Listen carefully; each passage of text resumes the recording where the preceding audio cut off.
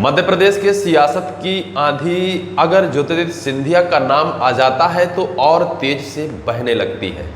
ऐसा ही वर्तमान में एक वाकया हुआ है।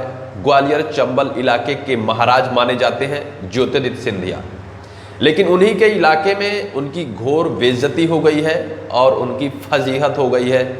उन्हीं के सामने उनके प्रतिद्वंदी नेता के समर्थक उनकी हूटिंग करने लगे हैं और हूटिंग कर उनकी घोर बेइज्जती कर दी है। और इस बेइज्जती का दृश्य मध्य प्रदेश के मुख्यमंत्री मोहन यादव भी देखते रह गए। मोहन यादव ही नहीं, केंद्रीय रेल मंत्री अश्विनी वैष्णव भी इस पूरे दृश्य को देखते रह गए, क्योंकि उनको भी पता था कि ऐसा कुछ होने वाला है। ग्वालियर चंबल इलाके में जो राजनीतिक घमासान मचा हुआ है, उस घमासान को शांत करने की पूरी जद्दोजहद तो भारतीय जनता पार्टी करती है, लेकिन वो खत्म नहीं हो रही है। कहते हैं कि किसी के इलाके में कोई और चला जाता है राजा बनकर तो उसे हजम नहीं होता है। ऐसा ही ग्वालियर चंबल इलाके में हुआ है, जहां के महाराज ज्योतिरादित्य सिंधिया हैं। महाराज वो तब माने जाते थे जब वो कांग्रेस में थे और कांग्रेस की तरफ से ग्वालियर चंबल इलाके के धाकड़ नेता माने जाते थे।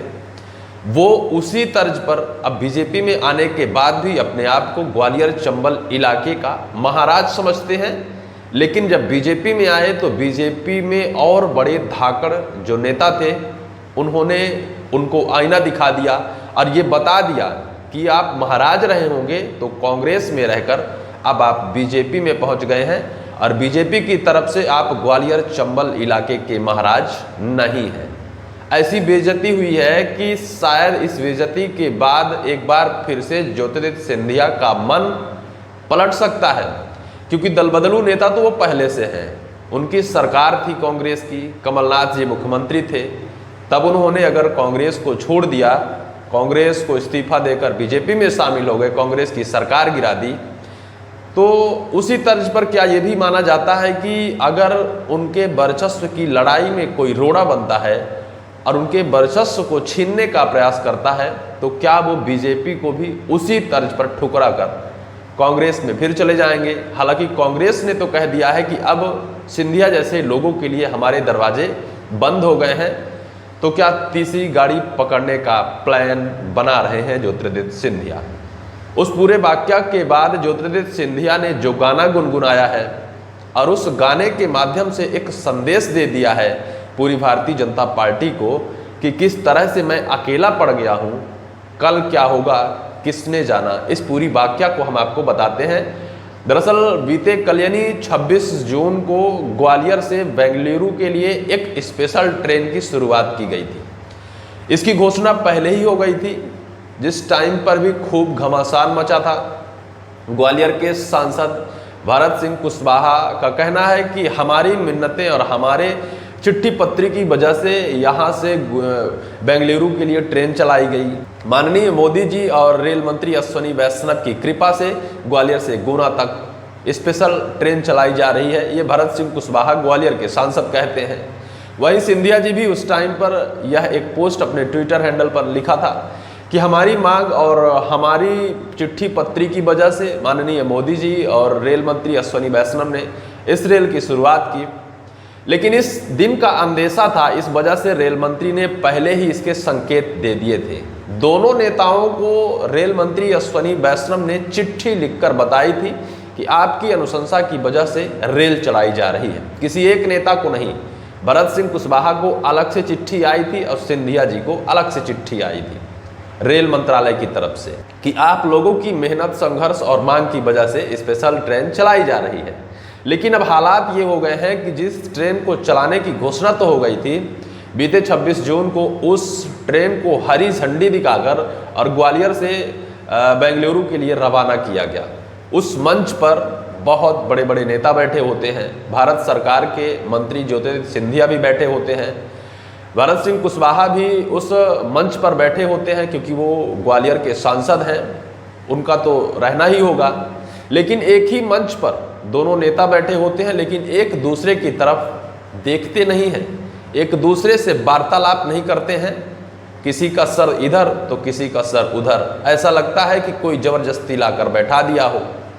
लेकिन हालांकि ये बात राजनीति में पहले से चर्चा का विषय था कि जो ग्वालियर की भारतीय जनता पार्टी है, जो वहाँ के सत्ताधारी नेता हैं, वो नहीं चाहते कि ज्योतिरादित्य सिंधिया ग्वालियर के सियासत में कोई दखल अंदाजी करें या फिर वहाँ जाकर किसी काम का श्रेय ले। लेकिन तब भी सिंधिया जी लगातार ग्वालियर, चंबल, गुना, शिवपुरी क्षेत्र में सक्रिय होना चाहते हैं और वहाँ उन कामों का श्रेय भी लेना चाहते हैं जो केंद्र से आकर और बड़े विकास की तरफ जाता है। वही श्रेय लेने के लिए ज्योतिरादित्य सिंधिया भारत सरकार के मंत्री हैं, वो पहुँचे थे ग्वालियर इलाके में और उस ट्रेन को हरी झंडी दिखाकर रवाना करना था। लेकिन इस बीच जो घमासान दो नेताओं के बीच में हुआ, बीजेपी के अंदर के दो नेता आपस में कैसे टकरा रहे हैं, उस दृश्य को मोहन यादव जी ने भी देख लिया और केंद्रीय रेल मंत्री अश्विनी वैष्णव जी ने भी देख लिया है। दोनों के उस वर्चुअल बैठक के सामने यह सब कुछ हुआ, लेकिन कोई हस्तक्षेप नहीं किया। बाद में सिंधिया जी मुंह लटकाए हुए एक गाना भी गा देते हैं, गुनगुना देते हैं, जो लगातार सोशल मीडिया में सुर्खियां बटोर रहा है। दरअसल जिस मंच में सिंधिया जी और भरत सिंह कुशवाहा बैठे होते हैं, उस मंच में भरत सिंह कुशवाहा ग्वालियर के सांसद के समर्थक खूब नारेबाजी करने लगते हैं। नारेबाजी के साथ साथ भरत सिंह कुशवाहा के उस श्रेय को देना चाहते हैं और उस शायद जो उन्होंने इस ट्रेन को चलाया उसका श्रेय देने का प्रयास करते हैं। ज्योतिरादित्य सिंधिया की शायद उन्होंने हूटिंग करना चाहते हैं। केंद्र के जो मंत्री हैं उनके सामने, अगर उन्हीं के इलाके में जहाँ की वो महाराज हैं, उनके इलाके में किसी और की नारेबाजी हो, उनकी हूटिंग हो जाए, उनकी बेइज्जती हो जाए, किसे बर्दाश्त होगा। हालांकि वो इन सभी दर्द को घुटक कर रह गए, दर्द को पी लिया, वो कुछ कहे नहीं क्योंकि अभी शायद वो सही वक्त नहीं है जब वो इन सब दर्द को बयां करे और अपनी ही बीजेपी के ऊपर कोई आरोप लगाएं। वो कहते हैं कि चलो जो कुछ भी हुआ सही हुआ। एक साथ दोनों नेता हरी झंडी दिखाते हैं लेकिन एक दूसरे की तरफ देखते नहीं हैं। जैसा कि आप वीडियो में देख रहे होंगे कि भरत सिंह कुशवाहा और सिंधिया जी एक साथ ही खड़े हैं, लेकिन सिंधिया जी कुछ महज 1 मिनट के अंदर वहाँ से पीछे हट जाते हैं। यानी कुल मिलाकर ये दृश्य साबित करता है कि कहीं ना कहीं इन दोनों नेताओं के बीच के जो रिश्ते हैं बेहद विवादास्पद हैं और कहीं ना कहीं बेहद एक दूसरे के खिलाफ जिस तरह से टांग खींचने की बात है। और कहते हैं कि दो शेर अपने अपने शिकार को तो करता है, लेकिन एक शेर का शिकार जब कोई और शेर करने लगता है तो निश्चित तौर पर दो शेर आपस में टकरा जाते हैं। वही हालात मध्य प्रदेश के ग्वालियर इलाके में हुआ। बाद में जब सिंधिया जी उस ट्रेन के जनरल बोगी में सफ़र करते हैं तो वो इस गाने को भी गुनगुनाते हैं कि ज़िंदगी एक सफ़र है सुहाना, कल क्या होगा किसने जाना। यानी वो क्या ये बताना चाहते हैं कि जो आज है हमारे साथ जो कुछ भी हो रहा है वो बेहद निंदनीय है और बेहद दुर्भाग्यपूर्ण है। कल पता नहीं क्या होगा, कल पता नहीं हम फिर किसी दल को छोड़कर किसी और में शामिल ना हो जाएं। कहीं ना कहीं उनका चेहरा लटका हुआ था और उस चेहरे से राजनीति गर्म हो गई। सियासत में यह सवाल खड़े होने लगे कि क्या ग्वालियर चंबल इलाके के विवाद की ये आंधी कभी थमेगी? क्या सिंधिया को उन्हीं के इलाके में उनको कोई बड़ी जगह मिल पाएगी? क्या वहाँ के नेता सिंधिया जी को एक्सेप्ट कर पाएंगे कभी? और अगर नहीं कर पाएंगे तो फिर कहीं ना कहीं सिंधिया जी के मन में यह बात खटकती ही रहेगी कि हम बीजेपी में आकर बहुत बड़ी गलती कर चुके हैं। फिलहाल इस पूरी वीडियो को लेकर आपकी क्या राय है कमेंट सेक्शन पर जरूर लिखिएगा। वहीं आप हमारे इस चैनल को सब्सक्राइब भी करिएगा ताकि हमारा खबर पढ़ते हुए मनोबल बढ़ता रहे।